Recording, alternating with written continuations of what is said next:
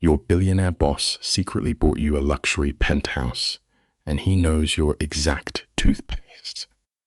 Stella thought she was just an assistant, but when a rival mob threatens her life, her boss Sebastian locks her in a multi-million-dollar high-rise he bought months ago. The creepiest part, it's fully stocked with her favorite obscure chocolates, exact skincare routine, and specific coffee. He hasn't just been running a criminal empire, he's been secretly cataloging every single detail of her life for years. The scent of expensive leather and aged whiskey filled Sebastian Ritchie's office like a permanent fog. It is a scent that means safety, power, and the unreachable man she loves. For 3 long years, her fingers have flown across the keyboard, transcribing notes from the Bellini family meetings. The rhythmic click of keys is her only anchor in the swirling chaos of his dark empire. Outside his heavy door, a legitimate business hums its false tune. But inside-eyed behind mahogany panels and soundproofed walls, the real Gingerich Mexwork breathes. You and I know this kind of quiet, don't we? The kind that hides a devastating storm. She glances at the clock. 6:47 in the evening. Most of the floor cleared out an hour ago, fleeing the heavy atmosphere, but Stella remains. She always remains, waiting for Sebastian to dismiss her, waiting for his dark eyes to see more than just an efficient assistant who buries his secrets. Suddenly, the intercom buzzes, startling her despite years of the same routine. His voice flows the speaker, deep, carrying the northern Italian cadence that turns her simple name into a sacred prayer. "Bring the revised contract," he says. "Right away," she replies, her professional tone masking the wild hammering in her chest. He told her once, during fragile, late-night moment when exhaustion stripped away his iron cords, that her name meant stars. He has studied her from across his vast desk with a burning intensity that flushed her skin. But the phone rang, shattering the spell, and he never spoke of it again. Now, she gathers the meticulous files, her hand smoothed down her navy pencil skirt, a nervous habit she cannot break. The silk blouse she wears is yet perfectly fitted. In Sebastian's unforgiving world, a sloppy appearance is a fatal flaw, and she learned long ago that he notices every single detail. The heavy door is already slightly open when she approaches. She knocks twice, a quiet ritual, and steps inside at his gruff command. Sebastian sits behind his desk like a ruthless king on a shadowed throne, all sharp angles and terrifying controlled power. At 38, he is in his prime, with dark hair swept back from a face carved in cold marble. His charcoal grey suit with subtle pinstripes is tailored over broad shoulders that carry a criminal empire without breaking. But it is his eyes that undo her. They are dark, holding secrets, promises, and a danger she both fears and desperately craves. She places the Moretti contract on his desk, her trembling fingers careful not to disturb the perfect alignment of his world. Everything around Sebastian has a strict order, and she has spent 3 years making herself indispensable to it. He does not even look up Sponub.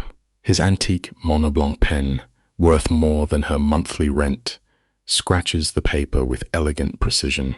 Cancel his morning meetings, he orders, voice flat. Reschedule the quarterly review. Then he tells her to confirm his dinner reservation for tomorrow night at 8. Il Giardino, the most exclusive restaurant in the city, where he takes his beautiful, elegant women. Her stomach twists into a painful knot at the mention of the restaurant. The women he takes there look nothing like her. They wear designer gowns and flash-practiced, empty smiles. For 2, she asks, fighting to keep her voice neutral while it feels like she is swallowing broken glass. He pauses, the expensive pen hovering over the fresh ink.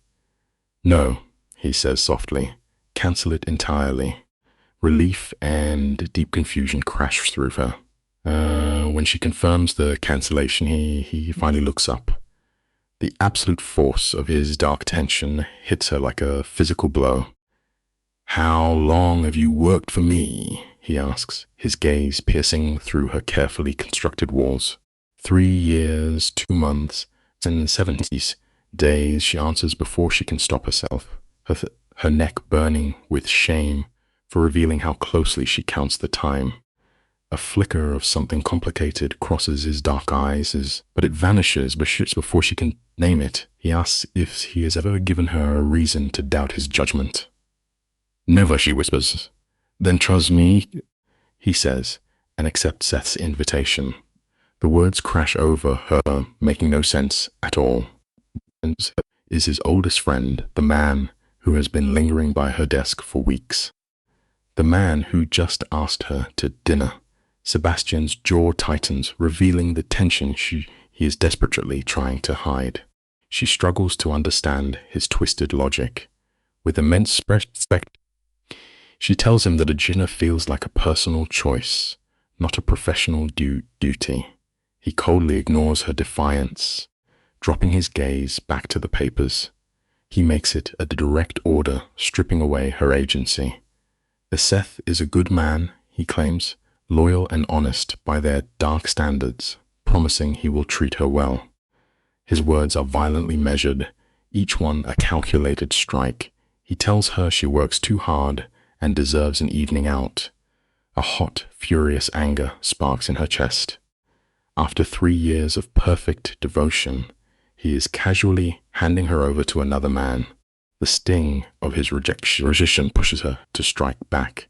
She thanks him, her voice dripping with venom, for managing her pathetic social life. She asks you should put the mandated day on the official office calendar. His eyes snap up, a terrible, lethal danger flashing in the dark depth. "Careful, Miss Romano," he warns, his voice a low rumble. The invisible wall slams back into place. She straightens her spine, refusing to let him see the tears burning her eyes. She asks if that will be all. "You are dismissed," he clips out. She turns on her heel, marching out with every ounce of dignity she has left, pulling the heavy door shut behind her with a sharp click. Back at her lonely desk, she sinks into her chair, pressing trembling palms against the cool wood to steady her racing heart. Her phone buzzes with a message from Seth, asking for her answer. He promises excellent wine and good company. She stares at the glowing screen, Sebastian's cruel dismissal echoing in her ears.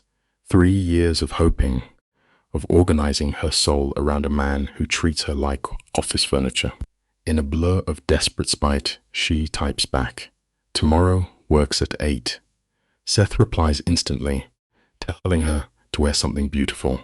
His open, eager energy is a jarring contrast to Sebastian's suffocating, locked-away shadows. Seth does not play games or speak in riddles. What you see is exactly what you get, and maybe that's exactly what she needs. She packs her bag, ready to escape the suffocating office. Just then, Sebastian's door opens. He stands there without his jacket, sleeves rolled up over thick forearms that she has spent far too many hours admiring. The pull of the fabric across his broad chest feels like a crime. "Estella," he says, his voice losing its harsh edge, softening into something dangerously vulnerable. "Did you accept?" "Yes," she tells him. He nods slowly, his handsome face an unreadable mask. "Good," he whispers, turning away to retreat into his lonely fortress. But before he disappears, he stops in the doorway. "Wear the blue dress," he murmurs, "the one from the charity gala last in spring." Her breath physically catches in her throat. He remembers a dress she wore 6 long months ago to a crowded room where they barely spoke 10 words. She tells him that is a very strange level of interest in a wardrobe. Seth likes blue. He lies, retreating into his office and letting the door shut with a heavy finality. She stands frozen in the silent reception area. The man who notices everything yet reveals nothing has just dressed her for another man. The puzzle pieces refused to fit together, and the edges are starting to bleed. Later that night, she lies awake. Let me paint the picture for you. With a speed that betrayed pure desperation. He claimed the dress was his, and she wears something else on tomorrow.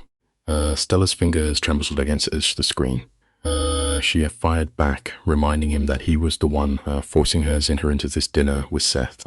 3 minutes crawled, then finally he surrendered, telling her to just enjoy the evening. Stella threw her phone across the bed, a heavy knot of confusion tight in her chest. Sleep brought only ghosts, whispers of Italian words he never actually spoke aloud. Sometimes the hardest chains to break are the ones we desperately want someone to lock around us. The morning arrived with a grey sky that knew her mood perfectly. You and I both know the sheer exhaustion of a night spent wrestling with ghosts. Stella barely closed her eyes, Sebastian's words playing on a relentless loop in her weary mind. The blue dress wanted to at her closet door, a quiet monument to his confusing grip. Instead, she armored herself in a deep burgundy dress, long sleeves, a high neckline, a quiet rebellion. If he wanted to control her, we would have to try harder. But when she stepped into the executive suite, the air felt thick, altered in a way she could not name. Marco, the security guard, gave his usual nod, but his eyes held an unspoken weight today. We often dress ourselves in bold defiance, totally unaware that others already see the quiet war we are losing inside. Marco murmured his congratulatory, masking whatever secret he held behind an empty voice. Stella walked past him, her heels echoing against the cold marble floor. She anchored herself in her morning routine, sorting emails and mapping out Sebastian's day. At 8:15 on the dot, the private elevator doors parted. Sebastian stepped out. For a man who ruled his world with iron precision, he looked completely unraveled. Dark shadows bruised the skin under his eyes. His tie hung loose, a glaring flaw in his usual armor. The hardest battles we fight are the ones against our own hearts, and the damage always bleeds into the daylight. "Good morning, Stella," he said, his voice carrying the heavy weight of a sleepless night. He stopped in front of her desk, breaking his rule of walking straight to his office. He told her the Moretti meeting was pushed to 10 o'clock, moved to Antonio's private club. Stella promised to prepare the file, but he did not leave. He lingered there. His long, elegant fingers rested on the edge of her desk. These were the same hands that could order a man's end just as easily as they closed a massive corporate merger. Stella looked at those lethal hands and took a steady breath. She kept her voice low, professional but completely firm. "If you are about to apologize for those messages, Mr. Ricci, we should do it behind closed doors. We spend so much energy building walls of pure professionalism, forgetting that a single lingering gaze can reduce them to dust in seconds." A flash of respect illuminated his dark eyes. He led her into his office, the heavy door clicking shut. Sebastian walked to the massive windows, turning his broad back to her as the pale daylight caught the tight tension in his shoulders. "I overstepped," he admitted, his voice incredibly rough. Stella agreed, but when he turned around, the raw fire in his stare nearly forced her to retreat.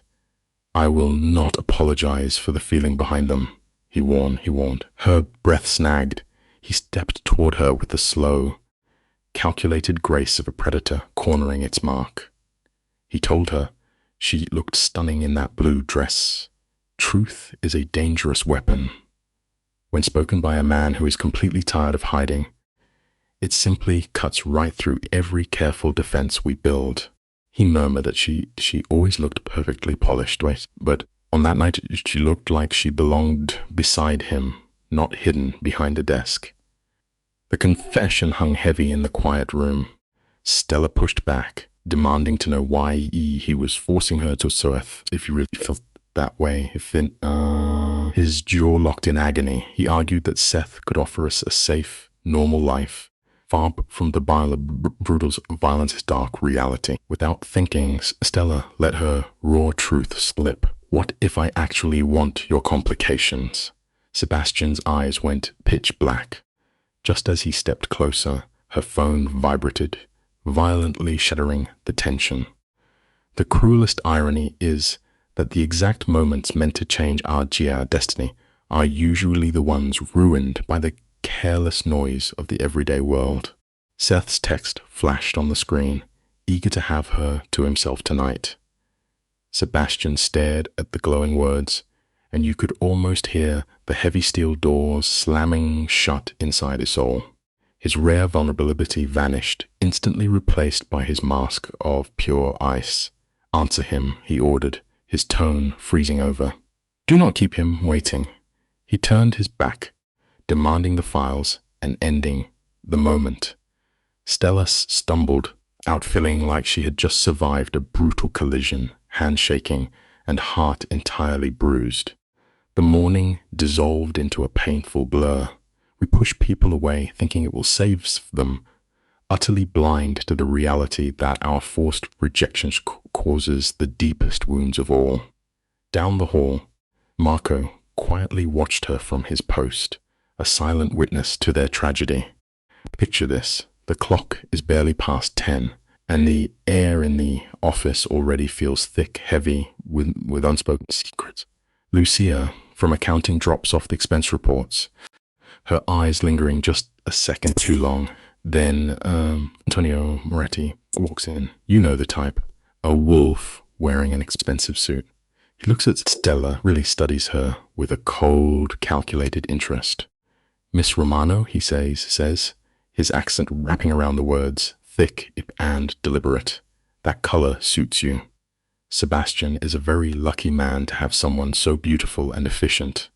It is a compliment, sure, but her skin crawls.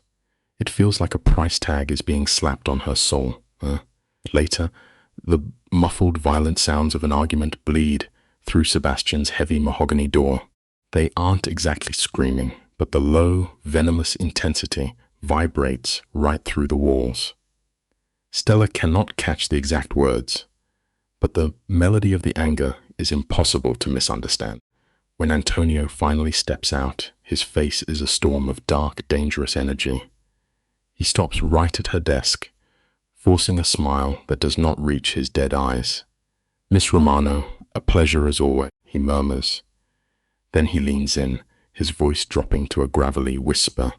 A word of advice. Be careful where you place your affections in this world. Not everyone's intentions are pure.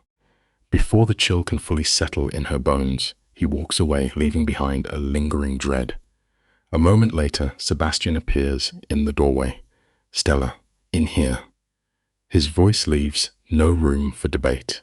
Stepping into that room feels like walking into a loaded gun.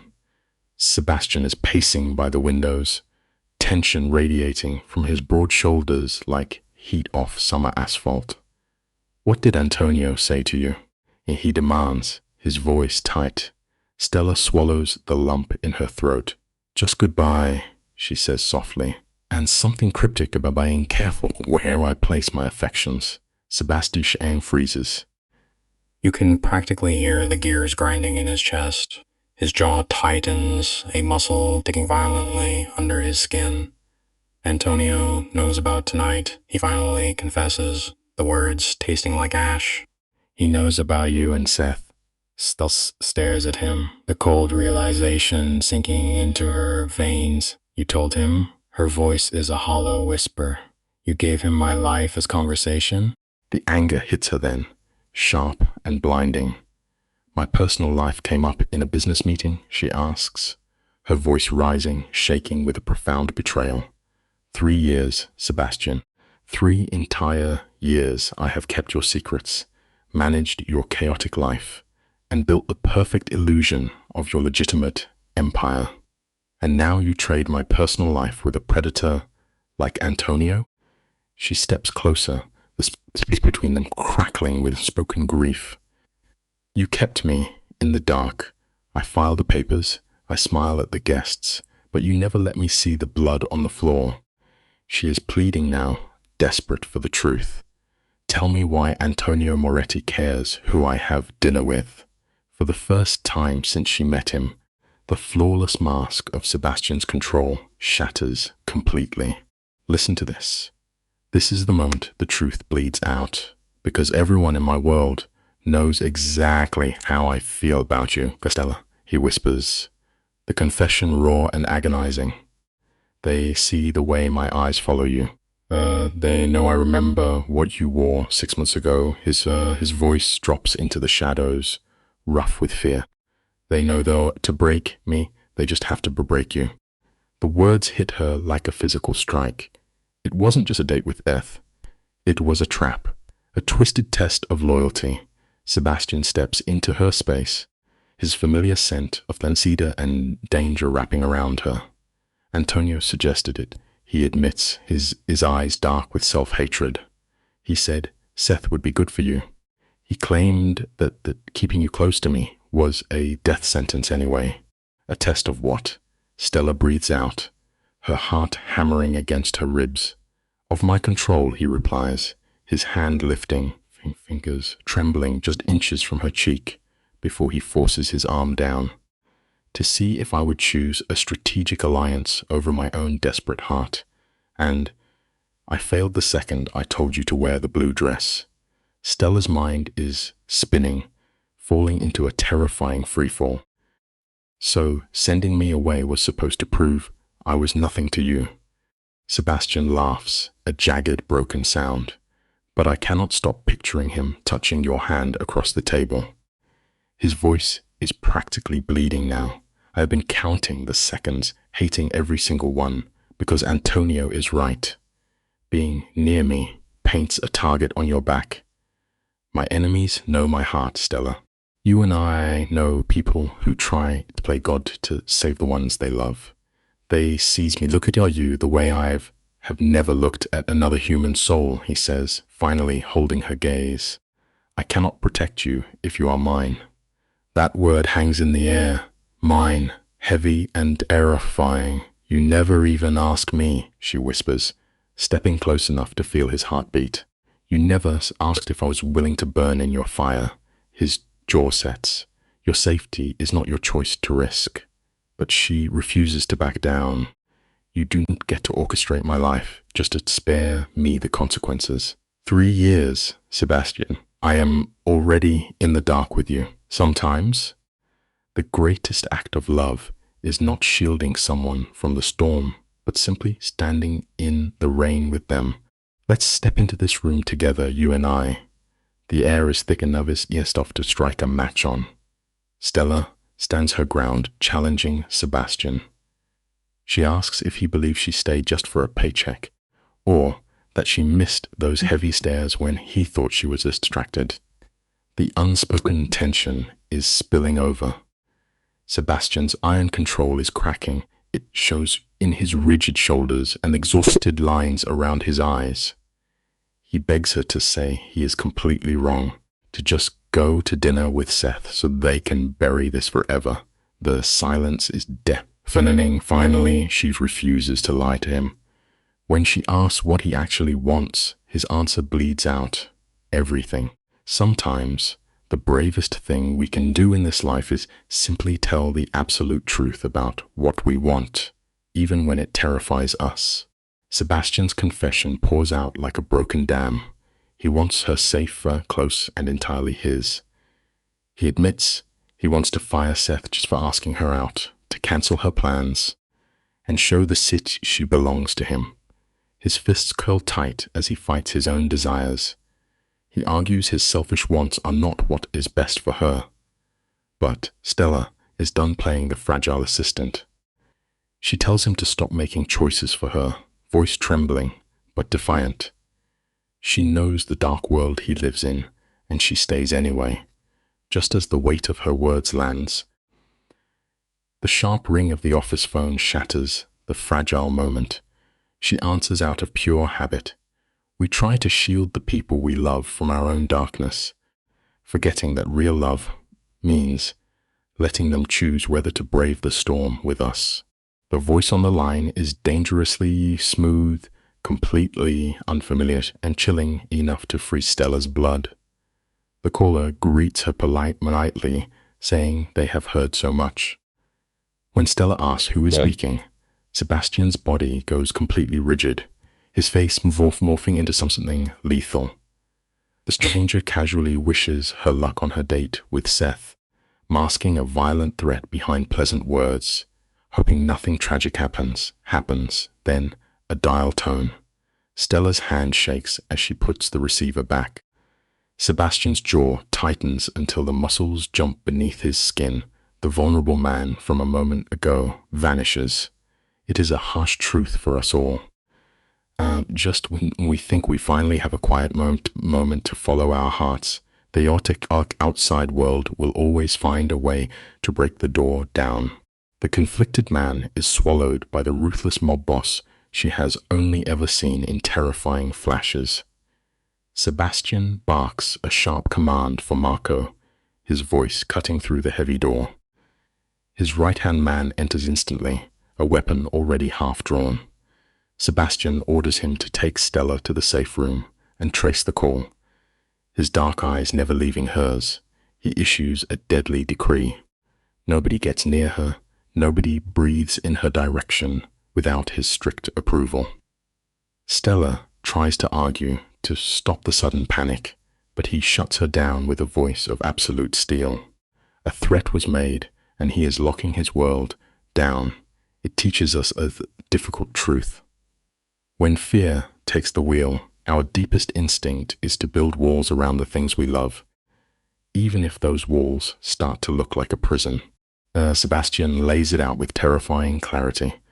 The call was a point message. His enemies know about her plans, proving they can reach her anytime they please. Marco steps forward to escort her, but Stella instinctively backs away, planting her feet hard. She refuses to be ushered into the dark. She throws his own words back at him, demanding he stop dictating her life. She will not hide in a bunker while he fights alone. A spark of grudging flashes into Sebastian's dark eyes, battling his intense frustration. He warns her that she cannot comprehend the danger, but she yells back, demanding the raw truth instead of blind protection. There is a profound lesson hidden here. True safety is never found in ignorance. Real trust means sharing the burden of the ugly truth, no matter how heavy it feels. Let's pause here for a second. Think about what it takes to rattle a man made of stone. Stella demands to know who is hunting them. Sebastian exchanges a heavy, silent look with Marco. A quiet conversation passing between them. Finally, Marco steps back. Sebastian walks to the crystal decanter and pours a neat scotch.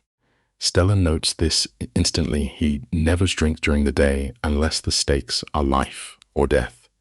He drops the name, the Calabrese family. They have been testing his borders for months, looking for a place where his armor cracks. He looks at her, eyes burning, and says she is the perceived weakness they plan to exploit. He swallows the liquor in a single burn. We learn quickly in life that our greatest vulnerability is never the things we lack, but the people we love. Stella connects the dots, whispering that they are using her because he cares. Sebastian corrects her instantly, his voice flat, because he is in love with her. He drops this written confession like he is reading a dull shipping manifest. He admits it has been 2 whole years, ever since a late night working an audit, when she fell asleep at her desk with ink on her cheek. The memory washes over Stella weighing up in the ED office, wrapped in his heavy suit jacket, still carrying his warmth. He had been a silent silhouette against the glowing Sydney skyline, and his voice had been heartbreakingly tender.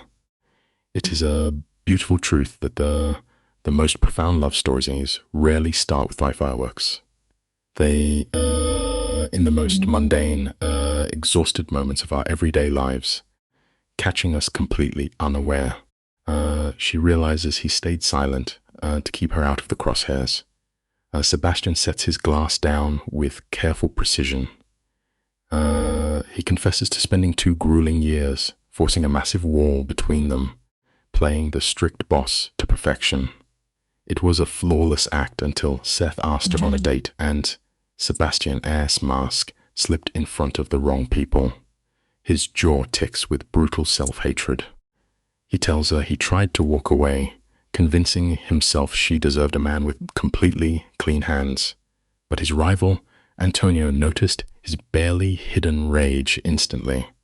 Antonio saw the fatal flaw. Keeping her close, without full protection, was a death sentence. There is a heavy, heavy truth we all face. You can lie to yourself about your deepest feelings, but you can rarely hide them from the wolves, watching your every move. He explains that if his own people could see his hidden devotion, the entire underworld could see it too. He was given a harsh ultimatum: claim her for the world to see, or push her away entirely. Sebastian turns his back, staring out into the endless city night. He reveals that her date with Seth was supposed to be a way of pushing her out. A painful performance to prove to his enemies that she meant nothing to him. But the threatening call shattered that illusion. The rival family saw right through the desperate charade, and now they know exactly where to strike to make him bleed. Drawn by the shattered tone in his voice, Stella slowly steps toward him. It teaches us that trying to outsmart our own hearts is a dangerous game. When we pretend not to care, we only end up leaving the people we cherish most completely exposed. Stick with me here, because this is where everything shifts. Stella asks what the cartel actually want. Sebastian turns back, his expression stripped of all its armor. They want his empire, his submission, and to force fatal mistakes. Stella is the ultimate weapon to break his focus. He immediately falls back into commander mode, listing rigid orders: cancel the date, accept a heavy security detail, and vanish into the shadows. Stella feels a fierce anger rise up, cutting him off sharply. She accuses him of trying to lock her away in a cage. He calls it necessary protection, but she calls it absolute control. She steps right up to him, refusing to back down, pointing out his hypocrisy. It is a powerful lesson that control masked as care is still control. True love requires the bravery to let our partners stand beside us, not just behind us. Sebastian snaps, stating coldly that her desires mean nothing when her life is on the line. The brutal words hang in the heavy air. He closes his eyes, regretting the sharp edge of his fear, but Stella holds her ground. She tells him that he meant every single syllable. To him, her freedom is an acceptable casualty if it keeps her breathing. Then, the unbreakable king of the city crumbles. His deep voice cracks as he confesses that if she were hurt because of him, he simply would not survive it. The raw agony in his tone leaves Stella breathless. This is a man who orchestrates violence without blinking, completely coming undone at the mere thought of her pain. Life often forces us to realize that our deepest strengths and our most crippling weaknesses are usually the exact same thing: the people we love unconditionally. Stella's voice drops to a steady whisper. She asks for a genuine choice, not a dictator's command. Sebastian looks at her with wild desperation burning in his dark eyes. He lays out his grim terms. Let him smother her in heavy security and tight restrictions, or walk out the door forever so he can convince the mob she means nothing. Stella sees right through the tough exterior to the suffocating integra gripping his soul. He isn't being cruel. He is drowning in panic. He claims these are the only paths he can live with.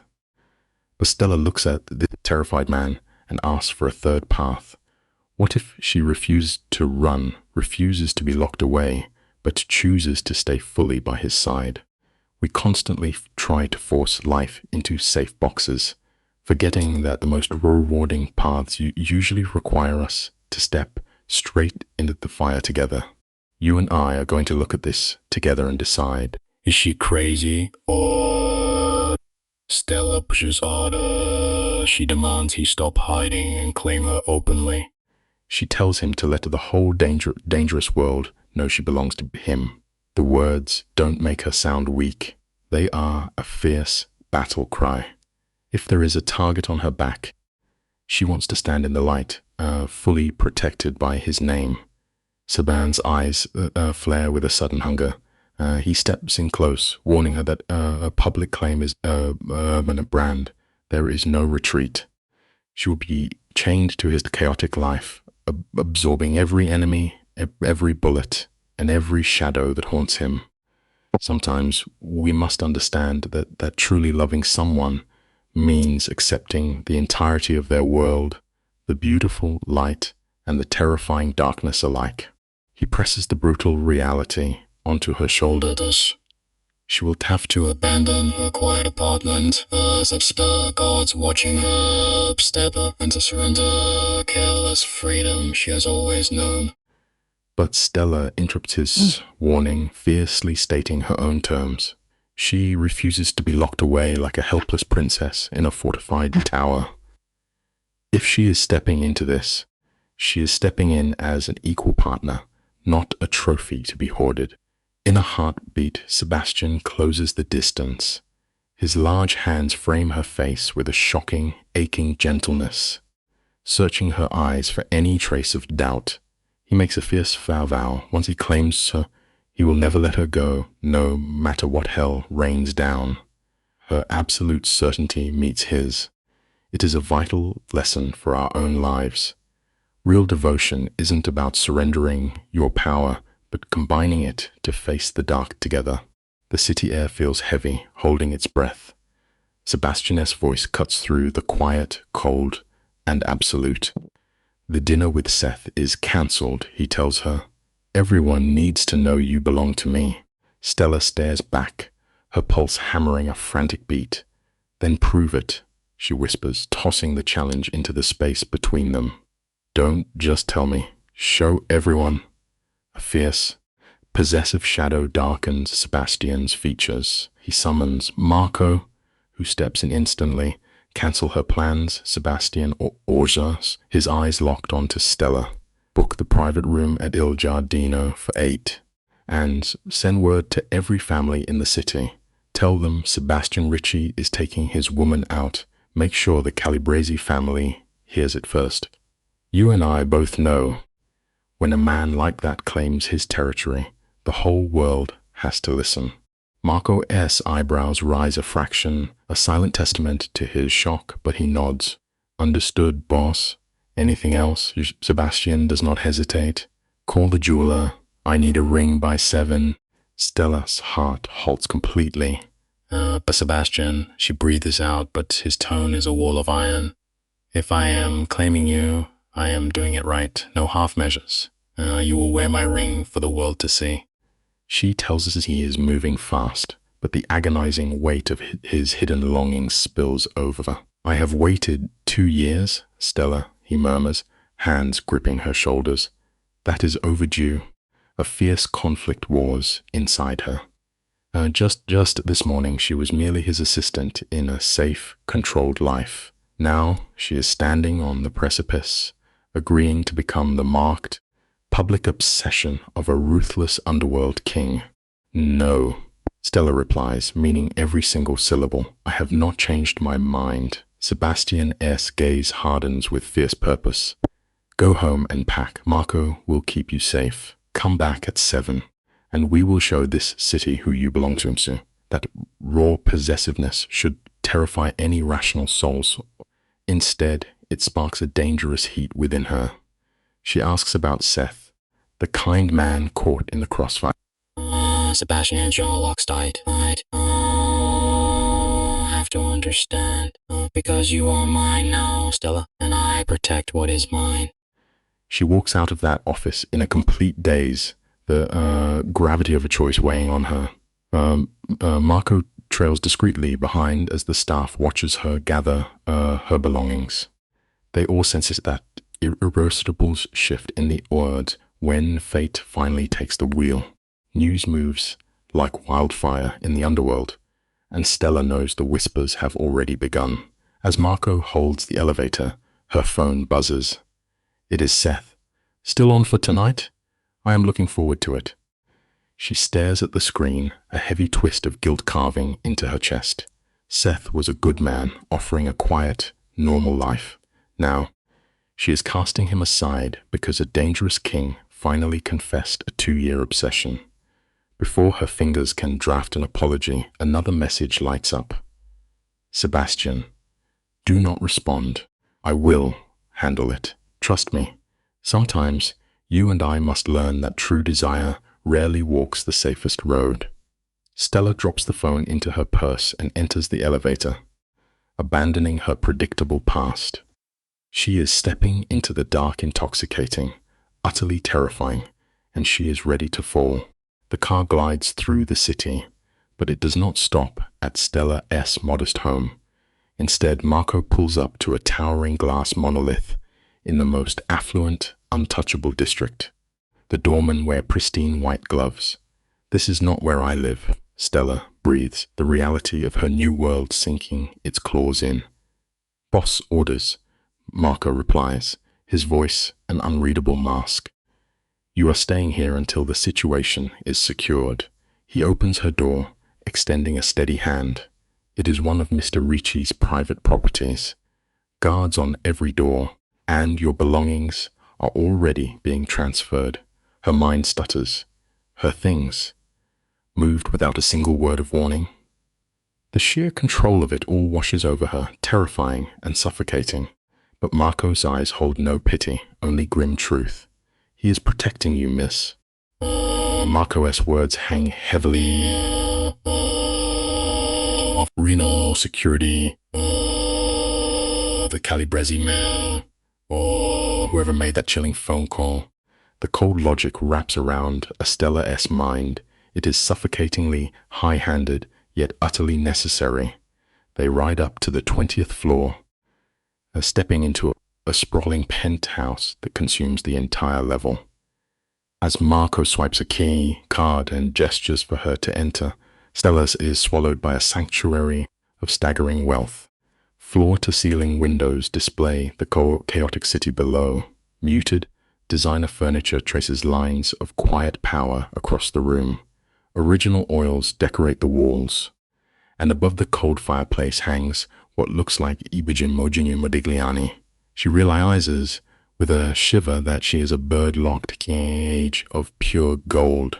Your bedroom is the master suite, Marco murmurs, his voice echoing in the vast space. Your clothes will arrive within the hour. Mr. Ricci said whatever is missing will be provided instantly. Stella wanders through the silent rooms, feeling like a ghost haunting a stranger's palace. Everything is flawless, stunning, and completely devoid of warmth. It is a luxury hotel, not a home. She pauses, glancing back at the loyal guard. Marco, how long has Sebastian owned this place? 3 months, miss. The words strike her chest like a physical blow. 3 months. Exactly when Sarah first asked her out. The truth bleeds through the cracks. Sebastian had been planning this all along, building a fortress to lock her away the moment danger circled. An agonizing storm of conflicting emotion wages war inside her trembling soul. Anger and deep awe battle within her. He bought this for me, she states flatly. Marco offers a polite nod. Mr. Ricci does not explain his reasons, miss. But yes, that was his intention. After the door clicks shut, Stella drifts into the kitchen. Her breath hitches. The shelves hold her exact brand of coffee. The dark chocolate she hides in her office desk. In the bathroom, she finds her favorite shampoo, her skin creams, even her specific toothpaste. The boss had studied her like a sacred text. He watched from the shadows, cataloging every tiny fragment of her existence. You and I might call it a chilling invasion. Yet, standing in that quiet marble room, Stella realizes she has never felt so profoundly, dangerously understood. Suddenly, the silence breaks. Her phone rings. "Sebastian," she breathes. "You are settling in." His deep voice echoes through the speaker, tightly controlled. Stella grips the cold counter. "You bought me an apartment." He corrects her instantly. "I bought a safe location for you. There is a difference." Stella pushes back, her voice shaking. "You stocked it with my favorite things, down to the chocolate. I pay attention, Stella." She searches for the spinning slightly. This is more than paying attention. "You have been cataloging my entire life." A heavy pause stretches across the line. "Knowing what you need is how I protect you," he murmurs, the iron melting into something raw and tragic. "I have watched every habit, every preference that makes you smile for 2 long years." Is that so terrible? Her throat closes up, thick with an unbearable aching emotion. "It is terrifying and romantic all at once," Stella whispers. But Sebastian lets out a dry, heavy pff. "That is an accurate description of my entire existence." Rough voices echo behind him, the grim mechanics of his violent world carrying on. "I need to business this." The jeweler arrives at 6. "Choose the ring that feels right." As she tries to speak, his tone drops into a dark, intimate rumble. "Wear something that makes you feel powerful. Not the blue dress. That one is mine for when we are alone. Tonight you wear armor." The call goes dead. The silence is deafening. At exactly 6 o'clock, the penthouse door chimes. Waiting on the threshold is an elegant older gentleman with a jeweler's loupe, flanked by 2 armed guards holding a locked metal briefcase. "Miss Romano, I am Vincent Castellano. Mr. Ritchie asked me to bring a cellar." The man unlatches as the briefcase upon the vast dining table. As the lid rises, Stella's breath hooks in her throat. Resting on velvet is a collection of diamonds so brilliant they swallow the light. A single piece is worth a lifetime of her salary, Sappy. "Mr. Ritchie was fiercely specific," Vincent murmurs, his hands hovering over the jewels, visible but not ostentatious, timeless. A ring that announces an unbreakable commitment without theatrics. Stella stares at the glittering stones, her reality fracturing. Just hours ago, she was drafting his emails.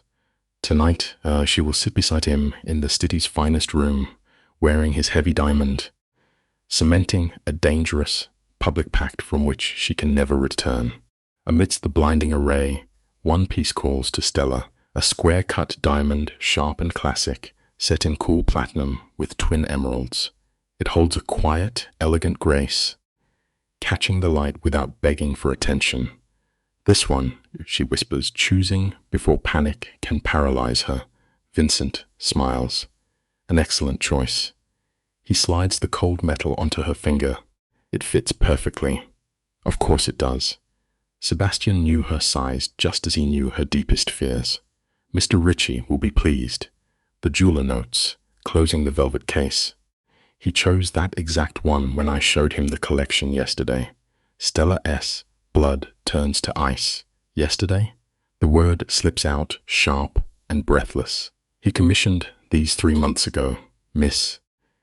Vincent replies gently, but he called yesterday in to say the wait was finally over. Vincent S.'s eyes soften.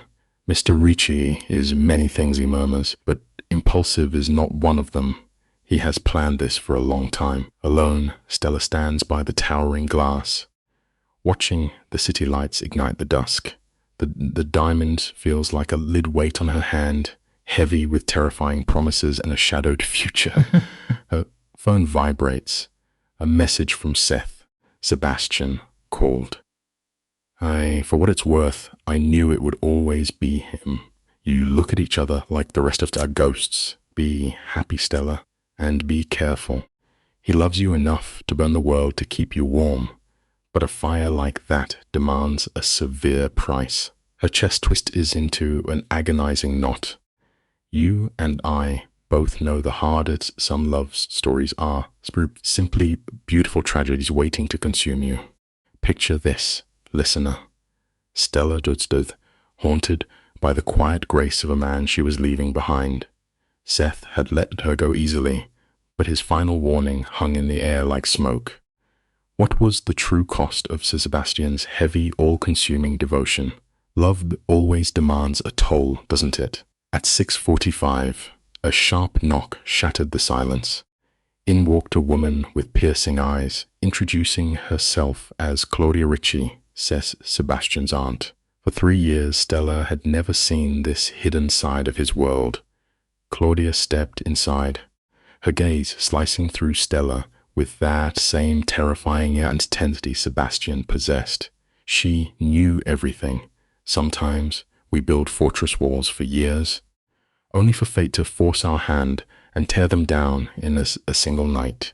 Claudia sank into the velvet sofa, for moving with the dangerous ease of a woman who owned whatever room she entered. She confessed she had been waiting for her nephew to stop playing the fool. A morning phone call had sparked the fire, but to her, this collision of souls was always destined. When you truly see someone the way Sebastian saw Stella, inevitability is just a matter of time. But Claudia wasn't there to discuss his heart. She leaned in close, her eyes locking onto Stella's. She came to issue a warning about the brutal reality of the underworld. They would call her an outsider. They would carve into her every vulnerability, desperate to pry them apart. We all face rooms where we do not belong, but it is our courage that keeps us standing. Could she bear the weight of that dark world? Stella felt the invisible bars of the beautiful cage she now lived in. She remembered the threats, the heavy warnings, and whispered that she didn't know. But she was willing to try. Claudia smiled, reminding her that raw honesty is the only currency worth holding onto when everything else is a lie. Standing tall, the older woman pulled a tiny box from her purse, revealing a delicate gold bracelet, and from it hung a single star, a quiet tribute to Stella's name. Claudia spoke of her own mother, another outsider who walked into the fire and proved the doubters wrong. As the gold clasped around Stella's wrist, it became a silent promise. True belonging is never inherited, it is fiercely earned. The bracelet wasn't a brand of a man's possession. It was a physical marker of Stella's own choice to stay in the fire. Tears blurred her vision as she whispered her gratitude, though Claudia quickly waved it away. This path was going to lead them both, but she promised to be Stella's guide through the shadows. Just before stepping out, Claudia paused. The rival Calabrese family was circling, ready to strike, and Sebastian was rushing the board to keep her breathing. In the chaos to come, trust would be her only shield. Sometimes we must close our eyes and trust the drive even as the car spins out of control. Sitting alone in the quiet, Stella felt the cold metal of the ring and the bracelet, heavy anchors of a destiny she could no longer escape. She was crossing the threshold into the dark, surrendering to a man her logical mind screamed at her to flee. Logic rarely wins when the heart is held at gunpoint. By 7 o'clock, Marco arrived to take her to the office. Stella had armed herself in a flawless black dress, sleek and utterly unyielding. It was the armor Sebastian had spoken of, the kind that transforms fear into pure power. The building was a graveyard of silence, empty save for the warm light bleeding through the frosted glass of Sebastian's door. The heavy shadow of his frame waited inside. Marco knocked softly before announcing her arrival. When Stella stepped into the room, Sebastian raised his head. The raw hunger in his eyes hit her like a physical blow, stealing the breath from her lungs. You and I have seen that look before, haven't we? That terrifying blend of deep possession and absolute reverence. His voice was a gravelly whisper as he called her stunning, his dark eyes trailing down to the heavy emeralds on her hand. She had chosen the ring that felt like destiny. Sebastian stepped away from his desk, a vision of tailored destruction in his black tuxedo. He confessed the emeralds matched his late mother's necklace, the very one Claudia was guarding. He had sent his aunt to test the waters, to make sure Stella understood the gravity of this union. When she asked what she was stepping into, his smile was slow and wicked. Everything, he told her. We all crave someone willing to hand us their entire broken world. Absolutely everything. With a slow, deliberate motion, Sebastian produced a long velvet box from the shadows of his desk. Inside rested an ancient arrangement of emeralds and diamonds, a breathtaking piece that held the ghosts of his past. It was his mother's, a wedding gift from a father who lived and died by the sword. His voice grew dangerously quiet, heavy with an agonizing vulnerability he never let anyone see. He told her it was hers. Now, even as she tried to refuse, he stepped behind her, leaving no room for argument. The cool, heavy metal then settled against her bare neck. Tonight, the whole underworld would see his mother's jewels on her skin. It is a terrifying thing to be loved so loudly by a man who usually operates only in complete silence. What happens after the sun sets on tonight? His large hands gently framed her face, anchoring her in the storm. He told her the real war was just beginning. They had to walk this jagged edge together. She had to learn to be his without losing her own soul, while he had to learn how to open his hands instead of gripping the world by its throat. Change is the highest price of true connection. His thumb brushed her lip as he spoke of the incoming threats. The Calabresi family would not bow simply because he staked his claim. If anything, she was now the perfect target. But his jaw locked like steel. Anyone coming for her would have to wade through him first.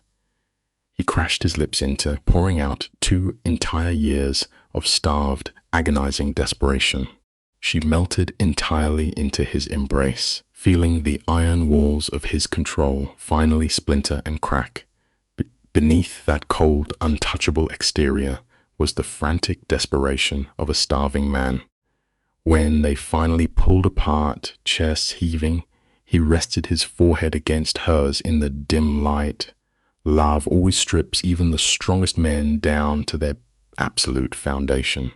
He asked if she was ready to show the city exactly who held her heart. Il Giardino was a masterpiece of old-world beauty.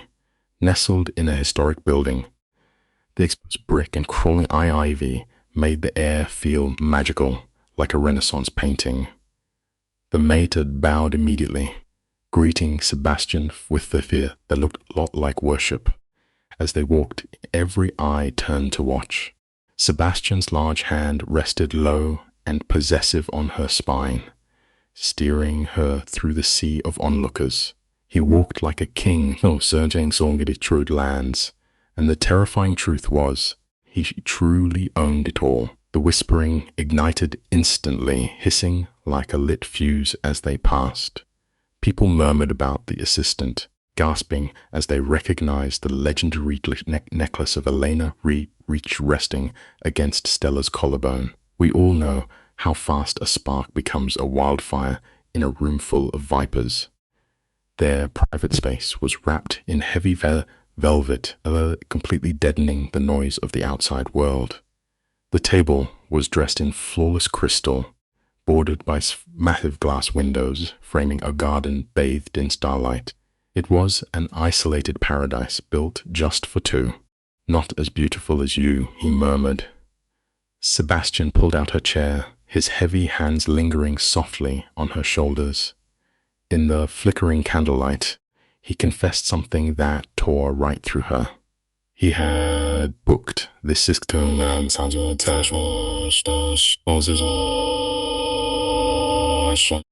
he couldn't stomach the thought of bringing anyone else to a room built in his mind only for her. 2 agonizing years of watching from the shadows, 2 years of lying to himself, pretending his distance was for her safety. We often disguise our greatest fears as noble sacrifices. Sitting across from her, his gaze burned with regret. He admitted the bitter truth. He wasn't like negating her into life, he was shielding his own heart from the total ruin of losing her. Let's pause and look at this moment together. He reached across the fine linen, extending his palm like an open surrender. The Calabrese family had forced him to see the brutal truth. His enemies already knew she was his only weak point. By pretending they were nothing, he had left her completely unguarded in a war zone. Stella placed her trembling hand into his, letting his fingers wrap tightly around hers. A ghost of a waiter poured iced champagne and vanished into the velvet shadows. Raising his crystal glass, Sebastian made a toast to truth, to finally claiming what was his, and to her raw courage. It takes profound strength to choose a dangerous path knowing exactly what it costs. The drink was icy perfection. "Tell me about your family," she said. She mentioned Claudia's stories of his mother, noting his complete silence on the matter. A shadow passed over Sebastian's face, a fracture in his armor. He shared how his father collapsed from a failing heart when he was 16 and crushed under the weight of the family empire. His mother faded 3 years later, consumed by illness. His thumb drew protective circles on Stella's skin. Sometimes the most beautiful bonds grow in the empty spaces left behind by profound loss. He whispered his mother would have loved her unyielding spine. When Stella asked if he was searching for his mother's ghost, his denial was fierce. He craved her because she saw a man, not a monster. Because she slept with ink on her face and looked more beautiful than anyone else alive. Plates of delicate burrata and rich, handcrafted pasta arrived in absolute silence, melting on the tongue, melting like a fleeting dream. As they shared the meal, the rigid walls of their professional past crumbled inirely. Stripped of his cold corporate mask, Sebastian transformed. He was still a king, still vibrating with lethal authority. But there was a beating heart beneath the suit now. A man, not just a boss. Sometimes taking off the mask is the most dangerous thing we can do. Over the main course, Stella asked the heavy question. What exactly would her life look like when the sun came up? Laid his silver fork down, locking eyes with her from shadows would follow her every step. It wasn't about chaining her down. It was the cost of keeping her breathing. Sebastian's voice was a heavy rumble in the quiet room. He told Stella the apartment was hers, but the truth was he wanted her securely in his penthouse. A flicker of raw vulnerability broke through his hardened mask as he confessed how much he wanted to wake up beside her. Stella felt a complicated warmth bloom inside her chest. He promised not to rush the hurricane of changes, but his eyes told a different story. True. He wanted her woven into his dangerous life. She could stay his assistant, he offered, but strictly confined to the executive floor. No more walking the city streets. Sometimes you and I think we are offering someone some safety when we are really just building them a more beautiful cage. He leaned back, offering her a place in his dark empire. He praised her brilliant mind, hinting those talents could serve his darker ventures. Sebastian didn't flinch at her hesitation. He swore he would no longer hide his true nature, claiming that if she was his, she deserved the whole bloody truth. But before she could process the weight of that promise, his phone shattered the fragile moment. One message from Marco, and Sebastian's warmth vanished, replaced by an icy edge. "An instant," he muttered, already striding toward the heavy doors. He commanded her to stay right there. Life has a cruel way of interrupting us the exact moment we finally decide to bare our souls.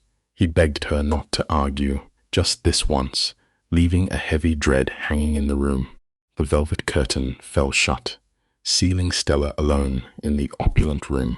The silence was suffocating, broken only by the muffled sounds of furious men arguing beyond the walls. Every passing second felt like hours dragging against her skin. She nervously twisted a napkin, the heavy ring on her finger catching the flickering candlelight, a shiny reminder of the dark world she was tying herself to. When the curtain finally parted, her fragile relief turned to pure ice. It wasn't Sebastian. The man who walked in was younger, wearing a hollow smile that completely bypassed his dead eyes. He introduced himself as Dante Calibra, and her blood froze. We often ignore the quiet warnings in our gut until the wolf is already standing inside our house, smiling right at us. The Calibra family, the very nightmare Sebastian had been desperately trying to shield her from. Panic spiked as we stumbled back toward the cold glass of the windows, demanding he leave. Dante just laughed, explaining how his men orchestrated the distraction outside to buy them a few precious minutes. He stalked deeper into the room with the casual grace of a predator. He mocked her, wondering aloud why a ruthless king like Sebastian would risk his empire for one woman. Stella ordered him out, but her fierce defiance only amused him. He circled the heavy table, trapping her. True courage is not the absence of fear, but standing your ground when your world is falling apart. He coldly informed her that she was leaving with him, quietly into the night. Dante sneered, promising a long chat about Sebastian's ruthless business tactics. Stella refused to move, her voice defiant. Dante's hand slipped beneath his dark jacket, revealing the cold glint of a gun. The illusion of safety in the beautiful room shattered. He offered her a bitter choice between the easy way and the painful way.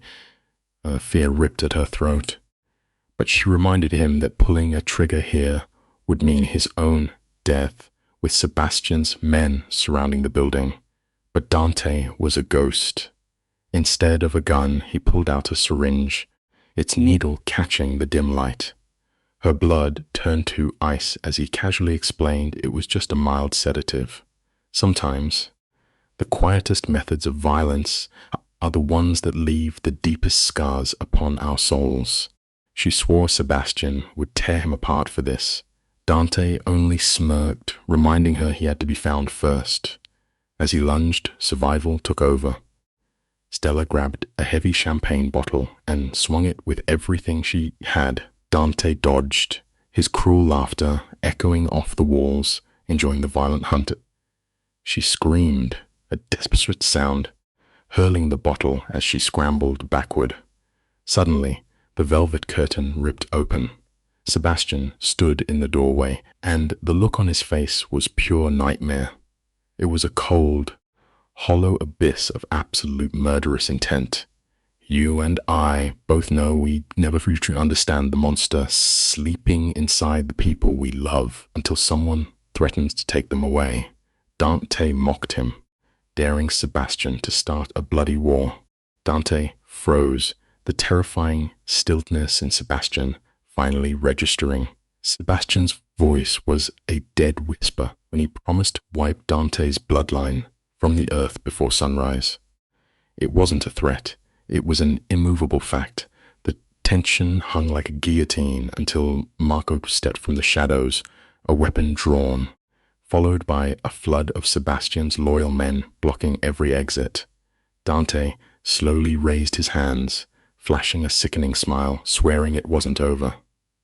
But Sebastian stepped closer, vibrating with fury. He declared it had finished the moment Dante threatened his woman in his city. Sometimes crossing the wrong boundary doesn't just invite trouble, It seals your absolute fate. He coldly ordered Marco to drag Dante away, to teach him the brutal price. Marco's hands clamped down on Dante, hauling him out into the hall like trash. The heavy oak door slammed shut, leaving just the two of them. Sebastian crossed the floor in two massive strides. His hands that ordered men broken were suddenly gentle, framing her face, searching for a single scratch. "Did he touch you?" he demanded. Stella shook her head, but the adrenaline finally gave out. She splintered, trembling violently. He pulled her against his chest, wrapping her in a fierce, desperate shield. "You are safe," he whispered into her hair, but his voice hardened when she asked how the enemy got inside. "Someone on my payroll sold me out," he said. "You know, betrayal always comes from the inside. We build walls to keep monsters out, only to invite them to dinner." "They are being dealt with right now," Sebastian told her, his voice a chilling calm. Stella pulled back, searching those stormy eyes. "What happens to Dante?" "Not tonight," he promised. "Tonight is about keeping you safe. But tomorrow, the Calabrese family learns what happens when they touch my world." Stella begged him not to start a war over her, but the war had already begun. "You are not a weakness," he told her. "You are my line in the sand. Anyone who crosses it pays in blood." She wasn't scared of him, but terrified of his devotion. Love is a beautiful thing, but an obsessive love, that is a fire that can burn down cities. It shows us how dangerous a man becomes when he finally has something to lose. Listen to this moment, because it changes everything. "I just want to go home," Stella whispered, craving the quiet safety of her apartment. Sebastian's face softened. "Not there," he insisted. "I am taking you to the penthouse. It is the one place in the city I absolutely control." His forehead dropped to rest against hers. "Let me protect you properly." Too shaken to argue, she simply nodded. The romantic evening they dreamed was completely destroyed, replaced by the grim reality of a crime syndicate's world. As armed guards escorted them through the back alleys, a heavy truth settled in her chest. We often choose a path blindly, hoping the thorns won't cut us. But every choice carries a heavy price tag, and reality always collects its dangerous debt in the very end. Loving a man like Sebastian Ricci meant living with a loaded gun against your pulse. It meant stepping right into the crosshairs of his ruthless enemies. She would forever be the ultimate weapon they could use against him. And yet, she chose him anyway. She chose the terror and the blood because some bonds simply refuse to be broken. It is a harsh lesson of the human heart. We will willingly walk into a hurricane if it means standing next to the person we love. Soon, they arrived at his penthouse, occupying the entire top floor of his corporate empire. She had never crossed this threshold before, only imagining his lonely nights riding that private elevator up to the clouds.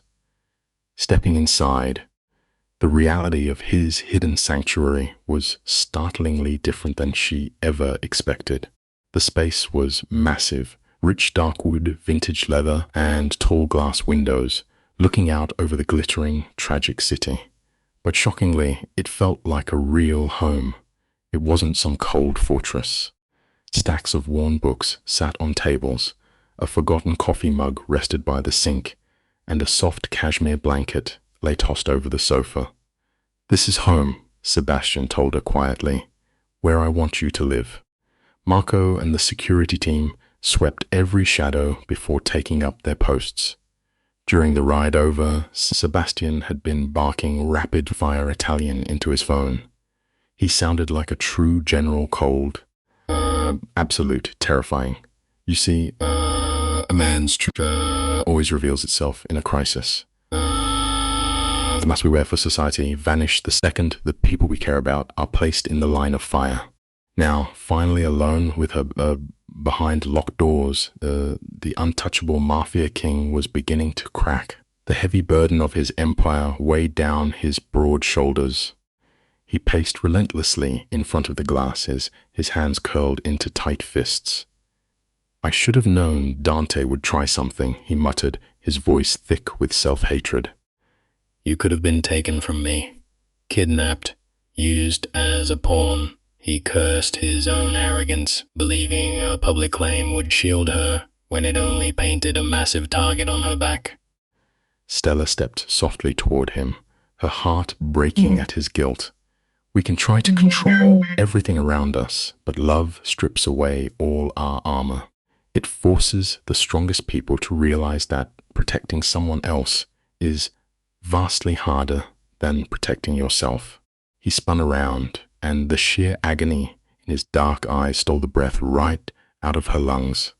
"Maybe they were right," he whispered to Beard. "Maybe loving you is a weakness I simply cannot afford." Those terrible words struck her like a physical blow. "Is that what you truly believe?" she asked. Sebastian dragged a hand through his hair and poured a heavy glass of scotch. "All I know is that seeing Dante anywhere near you made me want to burn his entire bloodline down to ash." He swallowed the bitter liquor, his voice shaking with a rare vulnerability. "That kind of blinding rage is dangerous for everyone." Stella walked over, gently pulling the heavy glass from his grip. "That is the haunting tragedy of true romance. The very love that saves our soul is often the exact same force that destroys our peace. Picture this, late night listeners. You and I have probably seen this exact kind of standoff before, where love clashes with fear. They stood in the dim light of the penthouse. Stella demanded he look at her, and when Sebastian finally did, his dark eyes were a storm of terror and devotion. She told him she chose him, knowing the dangers. He couldn't just lock her away now that the reality was bleeding into their lives. She pressed her hand flat against his chest, the frantic thud of his heart beneath that tailored suit. She was no fragile doll to be kept on a shelf. She was his partner. Sebastian argued she had no idea what she was asking for, but Stella held her ground. "Stop shielding me from the ugly truth," she told him. "Let me into the dark." Stella's voice was laced with iron. "You cannot be a partner in the light if you are kept in the shadows." Sebastian studied her, a brutal war tearing through his mind. Finally, he gave in. He asked if she really wanted the absolute truth. When she said yes, the floodgates opened. For 6 months, the Galabresi syndicate had bled his territory dry, turning loyal men and hijacking shipments. His voice dropped to a dead calm. Trying to kidnap her tonight was their ultimate declaration of war. They assumed Sebastian would fold to protect the woman he loved. Stella asked if he would. A dangerous, chilling smile crossed his face. Not a chance. Tomorrow, the families would meet to settle the score. Sometimes the only way to protect peace is to prepare for absolute ruin. He promised her that anyone who even looked at her the wrong way would face a wrath that made war look merciful. Sebastian reached out, his large hands cupping her face so gently, a stark contrast to the pure violence in his words. He planned to wipe the Calabresi bloodline off the map entirely. Hearing a man talk so casually about erasing an entire family should have sent her running for the door. But love changes us, does it not? Instead of terror, Stella felt a deep, dark satisfaction knowing he would burn the city down to keep her safe. She looked him right in the eye and asked how she could help. Sebastian blinked, completely thrown off guard. He tried to tell her it was not her fight, but Stella was firm. It became her fight the second Dane stepped through their door. She demanded to know what she could do. In that quiet beat, something profound shifted it in Sebastian's heavy gaze. It was a raw, grudging respect. He told her she could walk into that meeting right by Versailles. She would wear his ring draped in his mother's necklace, showing the criminal underworld that she was not a weak spot to be exploited. She was a queen stepping into her power. After without missing a beat, Stella agreed. Sebastian pulled her against his chest with a desperate, crushing grip, asking the universe how he ever got so lucky to find her. But she reminded him with a soft smile that she was the one who found him. He buried his face in her hair, confessing that the night he covered Shidata's sleeping shoulders with his jacket was the night his entire universe shifted forever. Tilting her head back, Stella asked to prove his love, not with empty promises, heavily armed guards, or grand gestures of violence. She wanted him entirely and completely in the present moment. True vulnerability is the hardest thing to give, right? Sebastian's eyes darkened as the last of his heavy walls finally crumbled. Stella whispered that she was done with the waiting. She wanted all of him. The kiss that followed was a breaking point. It was not polite or controlled. It was 2 years of agonizing starvation, finally finding a feast. His hands mapped the shape of her, raw and desperate. He paused just for a second against her lips to ask if she was absolutely certain. When she told him she had never been more sure, he swept her off her feet and carried her into the dark. His bedroom was a shadowy sanctuary of dark sheets and quiet elegance. Sebastian sat her down on the edge of the mattress with a reverence that betrayed the absolute hunger in his gaze. He confessed, his voice thick with emotion, that he had the pictured exact moment 1,000 times over, imagined her in his space, belonging to him. Stella told him to stop dreaming and make it real. What happened next was a surrender from both sides. He worshipped her like a man who had finally found religion in the dark. It was a perfect collision of 2 lonely souls snapping together. Pieces of a broken puzzle finally made whole. When the storm passed, they lay tangled in the ruins of the bed.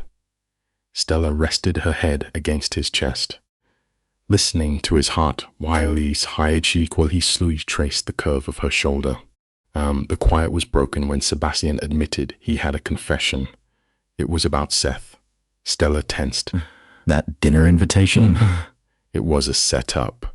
He admitted that he pushed another man to ask her out, just to see if he could force her away. Have you ever tried to push away the best thing in your life just because you felt unworthy? Sebastian called himself a coward, too terrified to claim the woman he loved. But the second she said 8 days, lost his repair. He spent the whole day plotting how to ruin me. And then the Calabresi syndicate made their move, and his bitter jealousy transformed and into a trying fight for her survival. The universe has a funny way of forcing our hand when we refuse to play our cards. He cupped her cheek, his voice breaking as he apologized for his hesitation, for risking her life just because he was afraid to fall.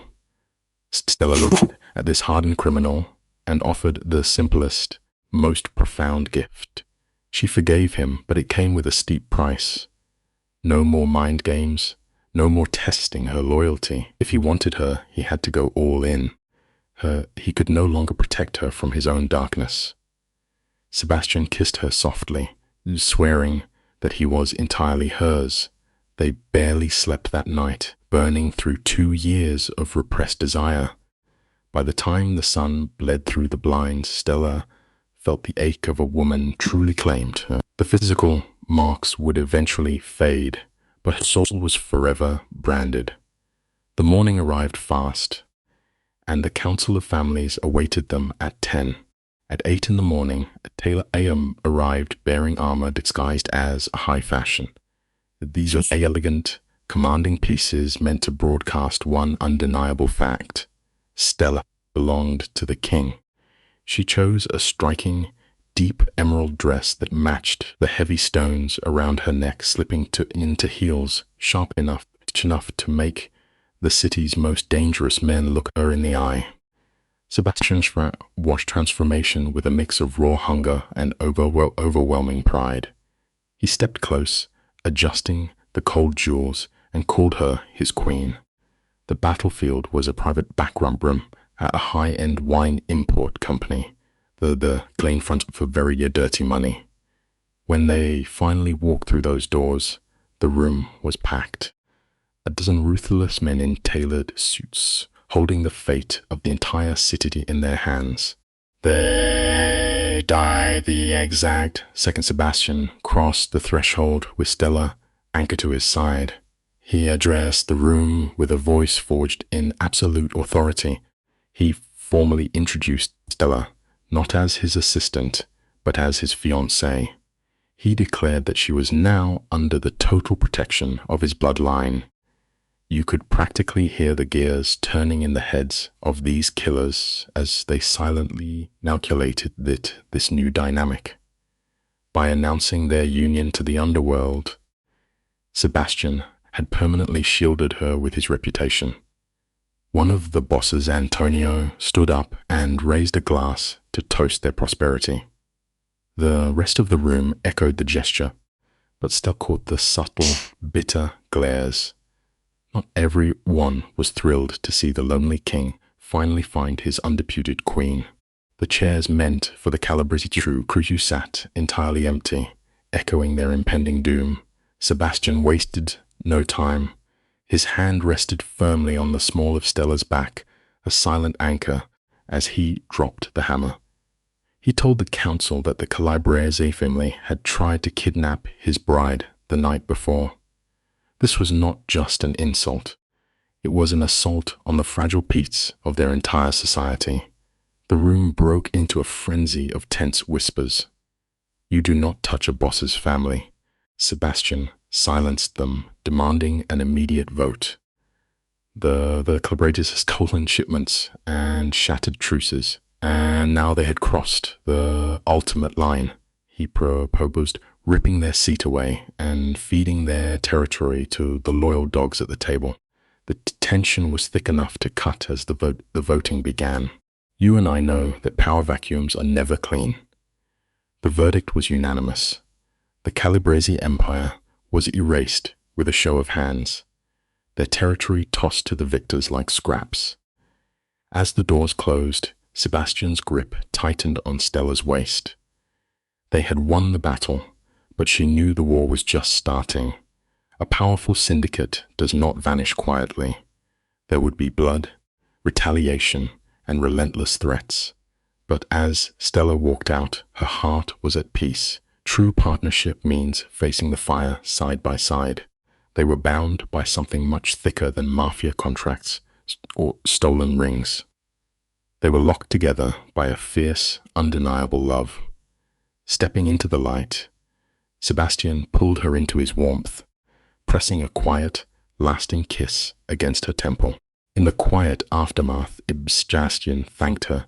When she asked why, his dark, heavy eyes locked onto hers. He thanked her having the courage to choose his chaotic life, to choose him. He swore that he knew the road ahead would be brutal, paved with paranoia and endless danger, but he promised to spend every waking breath proving she made the right choice. Stella smiled, telling him she already knew she had. Loving a man like Sebastian meant living in the shadows with constant vigilance, but it also meant being worshipped, absolutely understood, and fiercely protected against a cold world. Sometimes finding where you belong means walking into the dark. It was a partnership of explosive passion that rewrote the rules of her soul. She was entirely his, and he was completely hers.